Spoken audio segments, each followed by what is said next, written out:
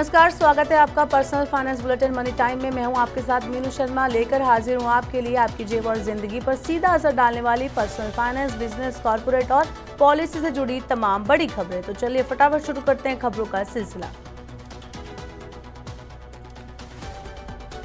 देश का विदेशी मुद्रा भंडार 17 मई को समाप्त सप्ताह में 4.55 अरब डॉलर बढ़कर 648.7 अरब डॉलर के नए रिकॉर्ड उच्च स्तर पर पहुंच गया। ये विदेशी मुद्रा भंडार में वृद्धि का लगातार तीसरा सप्ताह है।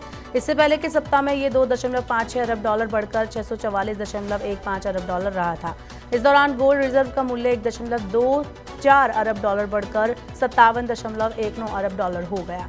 भारत का विशेष आहरण अधिकार 11.3 करोड़ डॉलर बढ़कर 18.17 अरब डॉलर हो गया। IMF के पास भारत की आरक्षित जमा 16.8 करोड़ डॉलर घटकर 4.33 अरब डॉलर रह गई। भीषण गर्मी की वजह से बिजली की अधिकतम मांग बढ़कर सर्वाधिक 236.59 गीगावाट पर पहुंच गई, जो इस मौसम की सबसे ज्यादा बिजली मांग है। गर्मी से राहत के लिए घरों और दफ्तरों में AC कूलर का इस्तेमाल बढ़ने से बिजली की खपत बढ़ रही है। बिजली की खपत बढ़ने के साथ ही लंबे कट भी लग रहे हैं। लोकल सर्किल के मुताबिक देश भर में 4 घंटे से लेकर 12 घंटे तक की बिजली कटौती हो रही है। ये कटौती दैनिक आधार पर है। मौसम विज्ञान विभाग का अनुमान है कि भारत में इस साल अधिक गर्मी और अधिक लू वाले दिन देखने को मिलेंगे। इसके लिए जिम्मेदार अल नीनो की स्थिति मई तक जारी रहने का अनुमान जताया गया है। ऐसे में बिजली की मांग और ज्यादा बढ़ सकती है।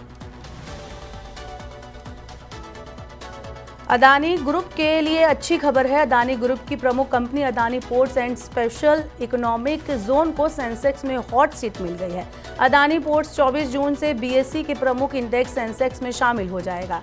अदानी पोर्ट सेंसेक्स में विप्रो की जगह लेगा। अदानी पोर्ट सेंसेक्स में शामिल होने वाली अदानी ग्रुप की पहली कंपनी होगी। इसके अलावा टाटा समूह की कंपनी ट्रेंड लिमिटेड सेंसेक्स 50 में प्रवेश करेगी।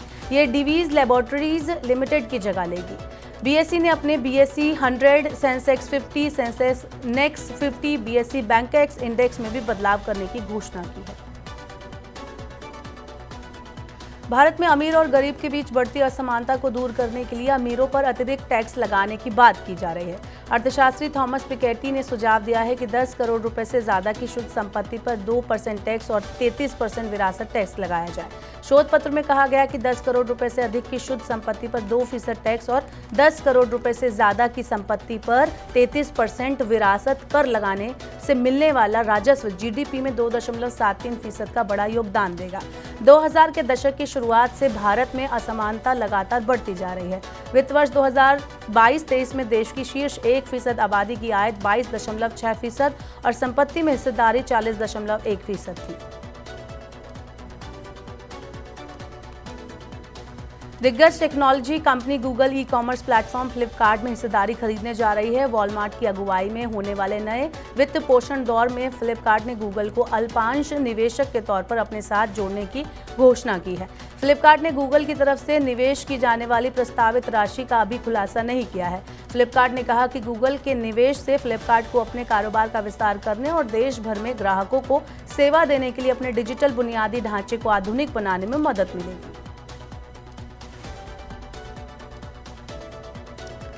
NHAI की सड़क परिसंपत्तियों के मौद्रीकरण से चालू वित्त वर्ष में 60,000 करोड़ रुपए तक की आय हो सकती है। रेटिंग एजेंसी इकरा के मुताबिक NHAI ने पिछले महीने 33 सड़कों की एक सूची जारी की थी, जिनका वित्त वर्ष 2024-25 में मौद्रीकरण किया जाना है।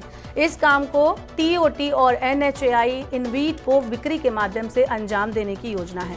NHAI की ये सड़क परिसंपत्तियां 12 राज्यों में फैली हुई हैं और लगभग 2,750 किलोमीटर लंबी हैं। इनका वार्षिक टोल संग्रह 4,931 करोड़ रुपए है। जगुआर लैंड रोवर भारत में अपनी रेंज रोवर और रेंज रोवर स्पोर्ट का उत्पादन शुरू करेगी। 54 साल के लंबे इतिहास में पहली बार ब्रिटेन से बाहर इन प्रतिष्ठित मॉडल का उत्पादन किया जाएगा। जगुआर लैंड रोवर का स्वामित्व टाटा मोटर्स के पास है। अभी तक इन दोनों मॉडल का उत्पादन केवल ब्रिटेन में जगुआर लैंड रोवर के सोलीहुल प्लांट में किया जाता है और वहां से इनका भारत सहित वैश्विक स्तर पर करीब 121 बाजारों में निर्यात होता है। स्थानीय उत्पादन के साथ दोनों मॉडल की कीमत 18 से 22% तक कम होने की आशंका है। गेहूं की सरकारी खरीद पिछले साल से आगे निकल गई है। सरकारी एजेंसियां अब तक 262.48 लाख टन गेहूं की खरीद कर चुकी हैं। पिछले साल कुल खरीद 262.02 लाख टन थी। पंजाब और हरियाणा में अच्छी खरीद से कुल खरीद को बढ़ावा मिला है। पंजाब में 124.26 लाख टन, हरियाणा में 71.49 लाख टन, मध्य प्रदेश में 47.78 लाख टन, राजस्थान में 9.66 लाख टन और उत्तर प्रदेश में 9.07 लाख टन गेहूं की खरीद हुई है।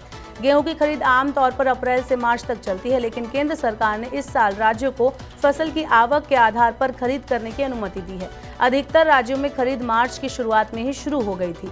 पर्याप्त अनाज भंडार से सरकार को पीएम गरीब कल्याण अन्न योजना के साथ ही बाजार में हस्तक्षेप कर अपनी खाद्यान्न आवश्यकताओं को पूरा करने के लिए एक आरामदायक स्थिति में ले आया है।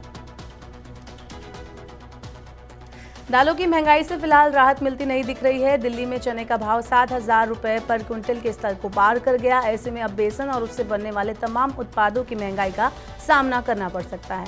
आवक घटने और अनुमान की तुलना में उत्पादन कमजोर रहने की वजह से करीब 2 साल बाद चने का भाव 7,000 रुपए प्रति क्विंटल के स्तर को पार कर गया। 4 मई को चने पर इंपोर्ट ड्यूटी खत्म करने के बाद से कीमतों में 10% से ज्यादा की बढ़ोतरी हुई। अनुमान के मुताबिक पिछले साल की तुलना में 2023-24 में चने का उत्पादन घटकर 121.61 लाख टन रहने की उम्मीद है। 2022-23 में चने का उत्पादन 122.67 लाख टन हुआ था।